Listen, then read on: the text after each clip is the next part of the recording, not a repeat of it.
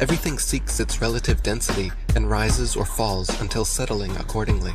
This is why a tiny pebble sinks to the bottom of the ocean, but gigantic cruise ships and aircraft carriers stay afloat on the surface, because even though a pebble is so small, its mass, relative to its volume, its density, is more than water, so it sinks.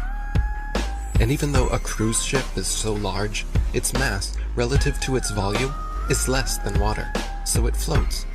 If Newton's apple had landed in a puddle, he would have seen the apple only fell through the air because it was denser than the air, but then floated on top of the water because it was less dense than water. The natural physics of density and buoyancy was understood and agreed upon for centuries before they changed our textbooks and started NASA.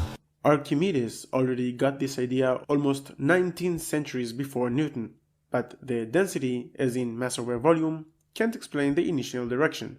Why up or down and not any other direction? The answer is the law of gravitational attraction. Fg equals big G times m1 m2 over r squared. And what does NASA have to do with basic physics? The law of gravitational attraction predated NASA by about 300 years. That's just lame.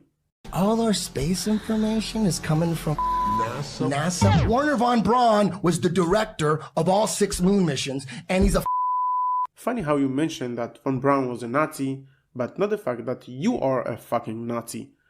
For all of you who don't know, yes, Eric Dubay is an anti-Semite, Holocaust denier, well-known Nazi, and I really don't understand why people take him seriously, especially the flares in Israel, that large portion of them are 3rd or 4th generation to Holocaust survivors.